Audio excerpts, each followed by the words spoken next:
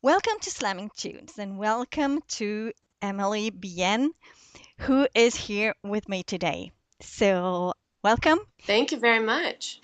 I would like you to tell a little bit about the band, how it started, the name, where it came from, and about the members and stuff. Okay, well, E-Vex began because I wanted to sing in a band, but no, not just that. I just returned from living in Tokyo and I had a band out there, and I wanted to start another band. And so I scoured Craigslist, and some guitarist had put up an ad saying he was looking for a singer. So I sent him an email and I spoke with him on the phone and met with him and have been working with him for a little, for almost 2 years. We've been writing together and, just working on different things. And then eventually we decided it was time to bring in some band members. So we had many auditions for different people and tried them out. And now we're pretty set on what the band is. You know how bands tend to be somewhat flexible, but so I met with Brian McKeever, the guitarist, and then eventually we found Salchi drums, and he's actually a good friend of mine's boyfriend, but he's a very good drummer. He went to Berklee School of Music, and he now plays in a band called Off the Turnpike here in New York. But he decided to help us out and be our drummer for a while. And then we quickly found Oleg Koretz, who is my bassist. And he's been playing in the New York scene for a while. Um, the band name, E-Vex, it was a very simple thing. We had been looking for a name for a long time. And finally, a friend of mine jokingly suggested it. And E for Emily, really, but a lot of different things. That's why it's the letter E. And then Vex, because I was being vexing, trying to annoy people about a name. So there we go, E, Vex. Aha. Yeah, because I was wondering about that, because it's not a normal name, and I was wondering, yeah. So, thank you. That Well, was cool.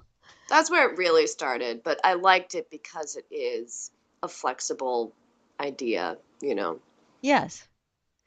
And though all these band members, when you put them together, do you what do they bring with them? I mean, they all have their abilities, they all have their strengths, and what are you looking for, and how do you put them together, and what have those that you have picked, what have they brought to the band? Well, um, first thing, they needed to play this specific instrument we needed.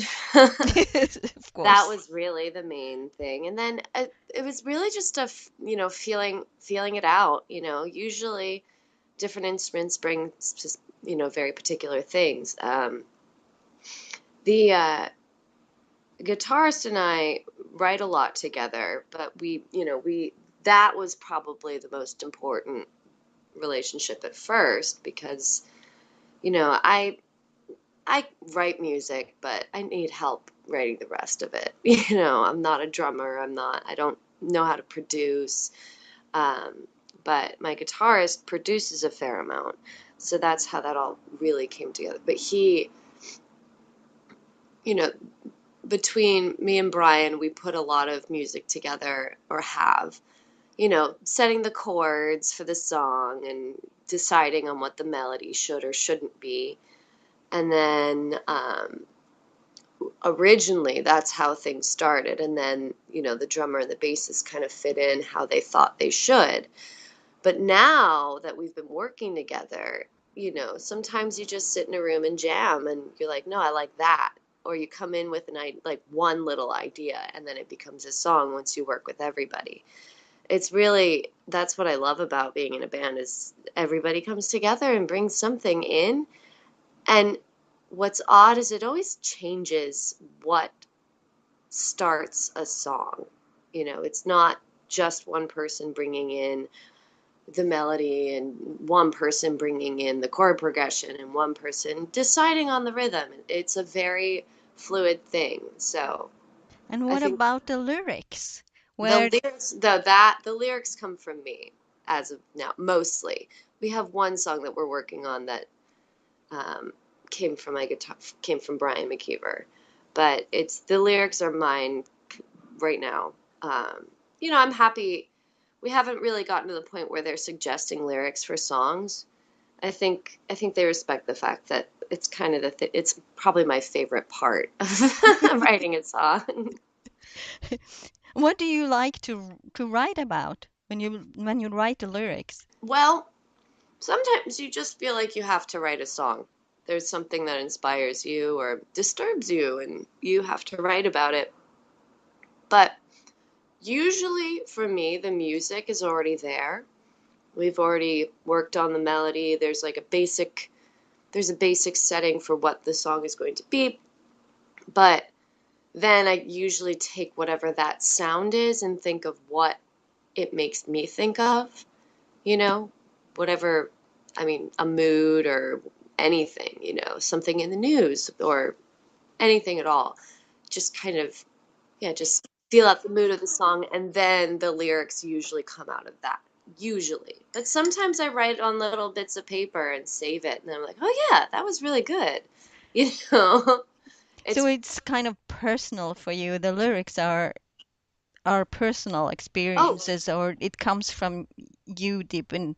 So, definitely. hmm so, but how do you then take critique if someone come out and give you bad reviews on your song, which is so personal to you? Well, so far that hasn't happened, but that again, I haven't had all that many reviews. But it's um well, here's the thing. You have to, no matter what you do, if you're in the arts, you have to remember that someone is going to love it and someone is going to hate it. That is what art supposedly is, and music is a part of that.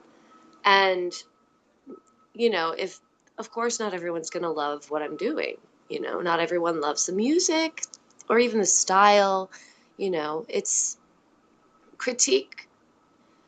Critique is, it can be useful sometimes, but usually you just have to take it with a grain of salt.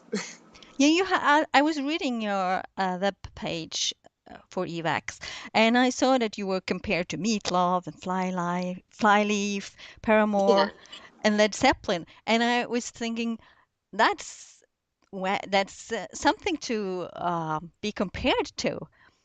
Yeah. Well, first of all, those are comparisons to bands that people would actually know. Hmm You know, that's, yeah, it is pretty exciting to be compared to them, but I think it's mostly just the style and, you know, it's, it is pretty exciting to be compared to them, but it helps, we've heard them, everyone idolizes everybody else and everyone is influenced by everyone else in music. So it makes sense. If you're just tuning in, I'm speaking with my special guest Emilia Bien from E-Vex, and we are now going to play Never Be the Same.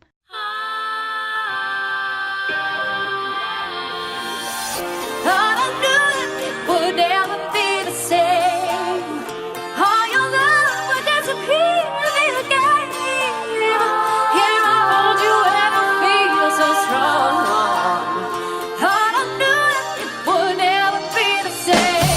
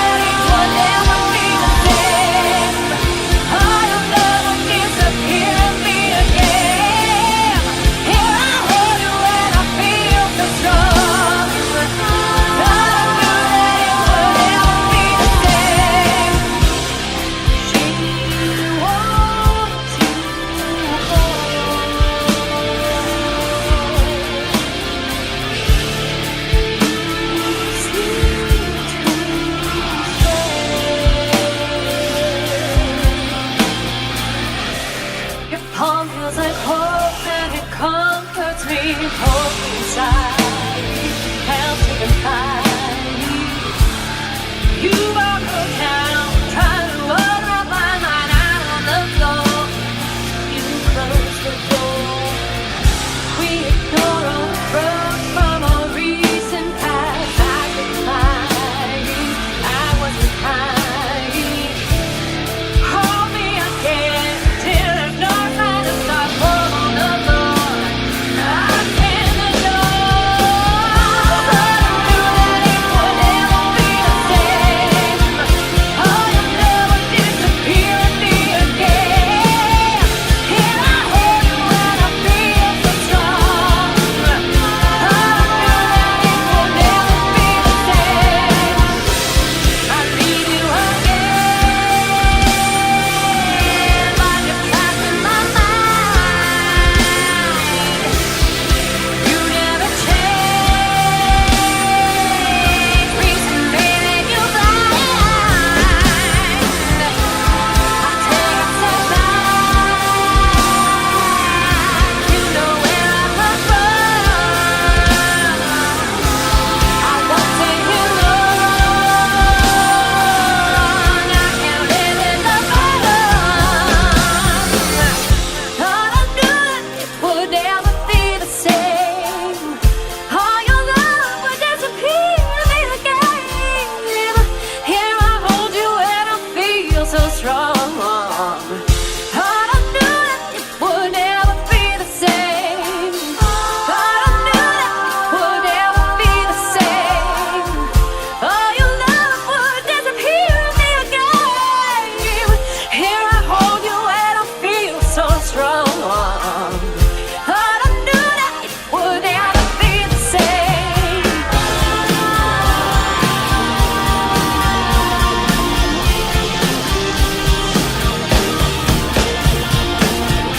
Thought I knew that it would never be the same. All your love would disappear in me again. Here I hold you and I feel so strong. Thought I knew that it would never be the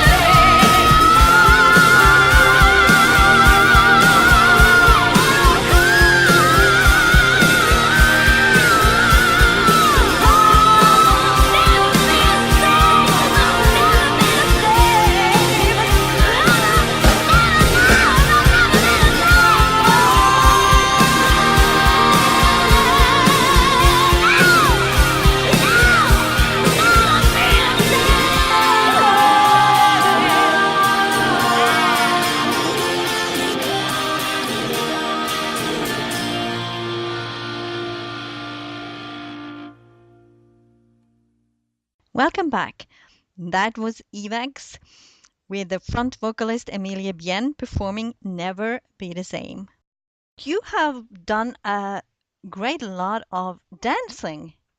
I That was, is true. yeah. So how did you get from that dancing and to be a singer? What may make you choose singing over dancing? Well, it wasn't completely by choice originally. When I was, growing up, before I left home, I thought I was going to be a dancer. And I wasn't terrible. I was pretty good. But then my senior year in high school, I had an injury from it was a swing dancing mistake, and it was whiplash. And I then couldn't turn my head for 3 months, which is not normal whiplash. So it ends up that I had a little bit of a neck problem, and yet I couldn't dance. But, one of the few things that I was doing was music theater, and that kept me singing, even though I was never, I was in choir. I wasn't necessarily like, I never ever was singing solo in, before I left for college. And then when it was time to figure out what I was going to do, I thought, well, why not audition for music theater? Because I can dance, they might like me. And they did. And they accepted me at the Boston Conservatory.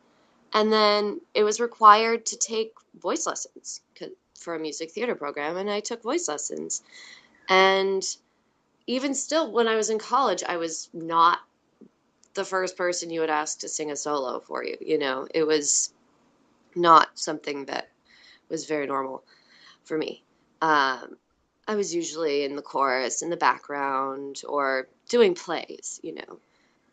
But then I walked into the professional world once I finished finished college, finally escaped into the world, and I found a manager who would sometimes send me out on auditions, and I ended up booking a cruise line and being the lead singer on a ship. And that was the first time I was actually a lead in a musical type setting. Um, but I got the job from singing, and it was mostly from singing in ways that I was not taught to sing. And that was really, it dawned on me that really all the training, I'm sure, was very, very helpful at this point in my life. But I think all of the training that I had really made me feel restricted as an artist, and like almost like I had to do things correctly all the time, which is not what it's supposed to be, at least to me anymore. So How did you get from that and to what you're now? I mean, what made you by choose mistake. rock? It was all by mistake, and then I decided I loved it. One first time I ever even used a microphone, I was hired to sing. I had never even, it was crazy. I was in New York City. I had never worked with a microphone before. And someone hired me last minute to sing backup vocals for this band called Brother Josephus and the Love Revolution. Actually, then I think they were called Brother Josephus and the Love Revolution Orchestra. It was Mhm. crazy. But they hired me because I could sing the notes. It was a very high belt experience, very, very hard to sing. But it was a crash course. Like, yeah, just put your mouth against the microphone and sing as loud as possible. This is a big band. It's what you have to do. It's like, oh, okay. I did it, and so that was my first band experience. And so from then, I got a lot of connections through that have been helpful in New York. But I got a taste of it. And then when I later, because I was still following a music theater career, and I still, who knows what I'll do with my life, but I was leaving for Tokyo, and I looked at the show that I was going to do, and the video that I watched, um, it was not impressive, and it looked like I would be doing a job for a while that would make me miserable. So a friend of mine suggested, why don't you just start a band out there in Tokyo then? I was like, oh, I guess I could try. And I did. And it was, again, the guitarist that I found out in Tokyo, it was someone that I found online. And, they said they were a metal band. And I was like, really? A metal band? Well, why not? I'll just send it in. And if they want to bring me in, they will.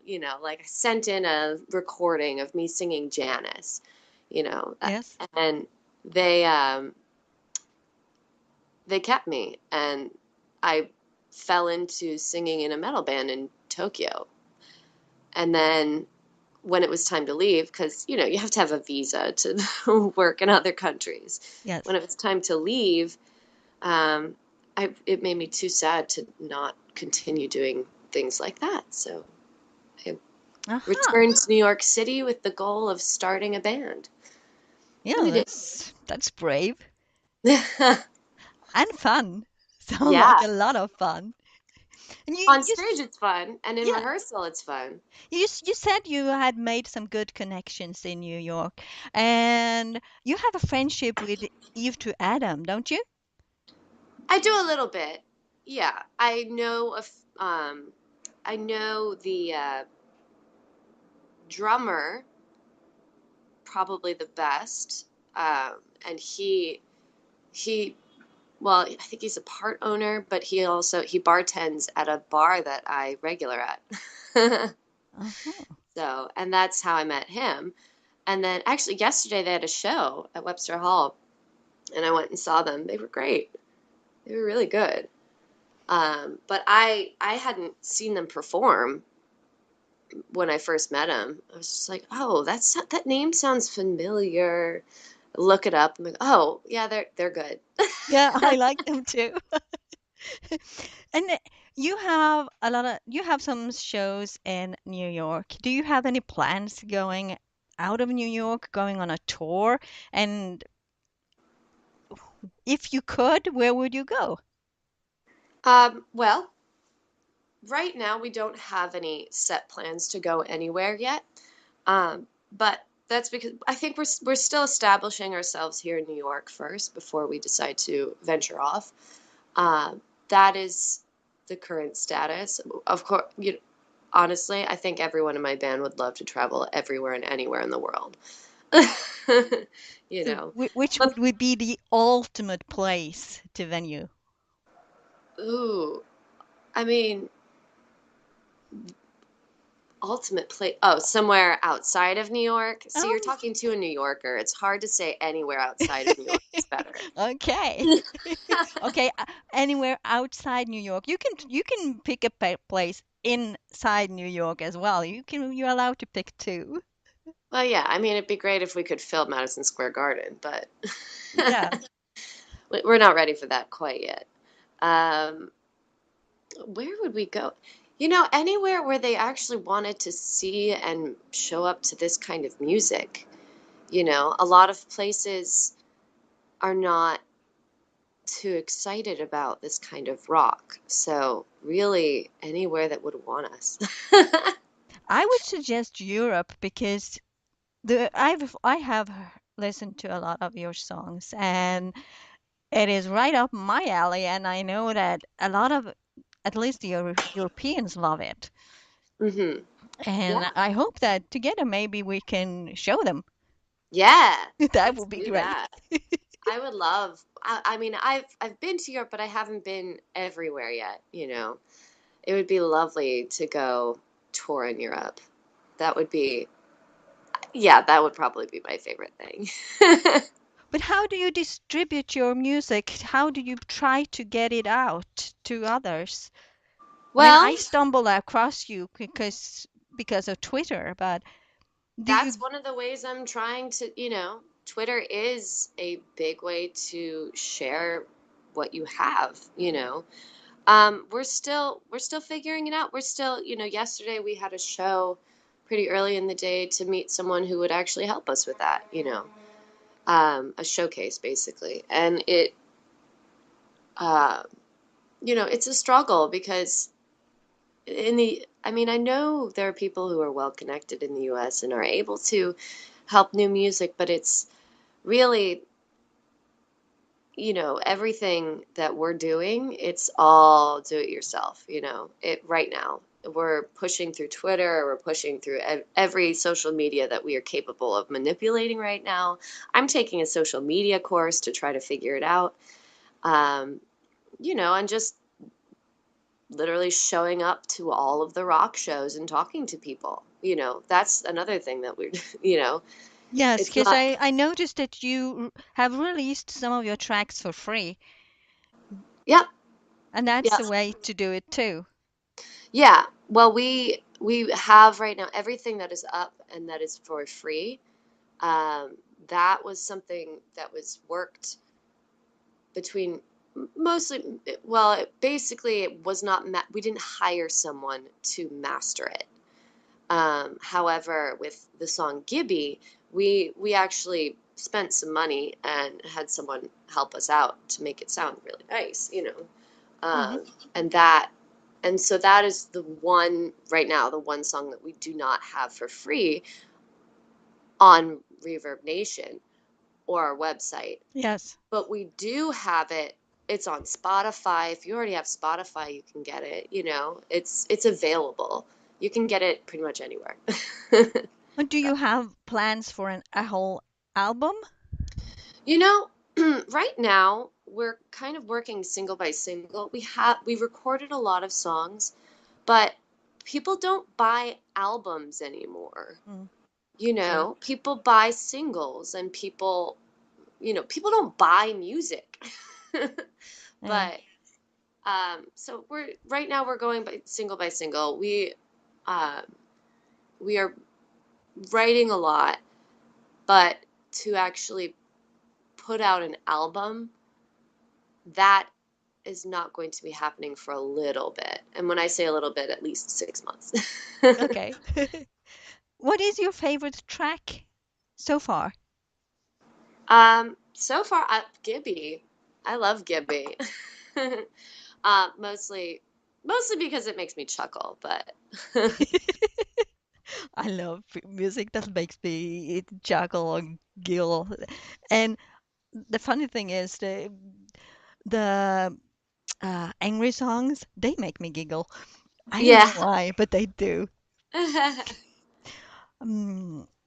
If you should give any advice for new artists, what would that be? Keep, let's see. For a new artist, the number one thing is to keep doing what you want to do and keep trying. There's no harm in putting out bad art, but there's harm in putting out no art. Hmm. That's a really good advice, actually. What do you think is the pro and con of being a female front singer? Because it is Ooh, a hard world out there. yeah, it's not. Well, it's an odd thing being a female and fronting a band because a lot of the way bands work a lot of the time is they're all friends, and a lot of bands, not all, of course, they're very broy, or the way they all get along is, they're a band of guys and they do guy things and they like doing that. And then, when I come into the room, obviously things change a bit. Of course, I sometimes behave like one of the guys, but that's that's just in a normal social setting. But it's sometimes a little weird being a woman in a band like this because people approach you in a very different way when you are being that rock person for them.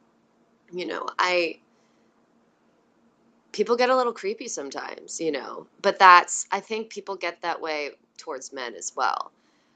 I think I haven't really felt a big struggle about being a female in this world yet, because I haven't really felt much loss yet. But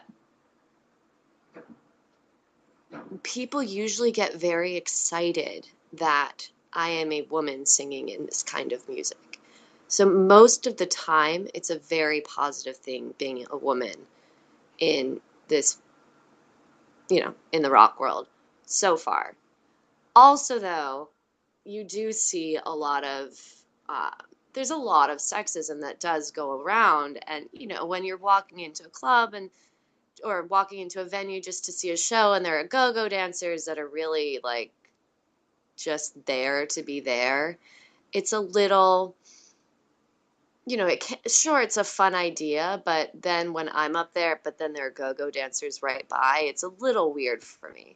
I find it a little, some things are a little over the top when it comes to that. I don't know. I'm trailing off for you. You're gonna have to edit this one. No, that's fine. I was actually going to ask you about dancing because since you have the background in dancing that you do, how do you incorporate that on stage?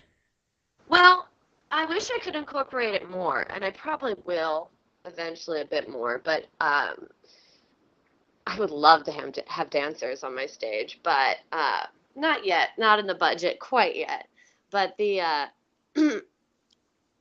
think it helps. The way I move on stage, I don't really know for sure if I really look very graceful at all, actually. I think baby dancing made things harder for me because dancers are used to smooth, flat surfaces. Mm. Now, on a stage, with a rock band, it's anything but that. It's usually a mess. There are chords everywhere. So I'm honestly, I try to move in a graceful way most of the time, or purposefully not graceful, but then I'm still tripping all over myself anyway. Somehow I get pictures in my head. So Yeah. I mean, I look like I'm drunk and I'm not. do you ever change the lyrics when you are on stage? By accident for sure. But I we all make mistakes. Sometimes a little bit, but it's usually a very simple word, and it's probably something nobody could would probably catch live. Um, Mostly because there's some things I know what the meanings are, but one subtle change most people probably wouldn't notice. But it usually not. I try not to on stage because I would rather be true to what people have listened to and know what they're coming in to see. Hmm. You know, Yeah. so changing the words is I'm sure I do. Everybody makes, everybody changes the words by accident, but well, maybe not everybody. I bet there's some people who are perfect, but no, I try to keep it as true to the music as possible. But sometimes I'm in a mood and I change one word for fun. And just one weird question at the end. What is the weirdest thing you've seen being on stage? Weirdest thing being on stage? Hmm. Who? Well, it was not performing with E-Vex. When I was in Japan, and it was just a cultural thing for me. It wasn't really a weird thing, but I was towards the end of my show that I was doing. There were going to be two very young girls coming in to sing, and they were all dressed up and they were singing to a track. They were actually very good, but the men in the audience, suddenly things were just changing over, right? And they started bringing chairs into the audience where people were bouncing around, and setting them up and sitting there quietly. And then by the time I was off the stage, they were all lined up, like sitting there as if it were a concert, like a regular concert, even though it was definitely a rock venue. And these girls were bouncing around and singing like, you know, probably you should be bobbing your head, but they just sat there quietly with their hands in their laps. And it was one of the creepiest things I've ever seen to go from, but only because it was just so calm and quiet and they were watching it as if it were a concert, like a classical concert or something, even though it wasn't, and Hmm. it felt like they were like separating what them kind of separating themselves from what was happening on stage, which is something I like it when people are interacting with you and they're a part of what, bouncing around and dancing with you and they're, but to feel that separation, that's pretty weird. Um, I, What uh, what what what else of the things that know you said you've been in Japan. So what did you bring home from there? I mean, it like you said, it's a completely different culture. They mhm, have they have a lot of good stuff too. So what did yeah. you take with you when you left? Well, you don't have to speak to your bandmates. Not all of them. You don't have to speak to them at all.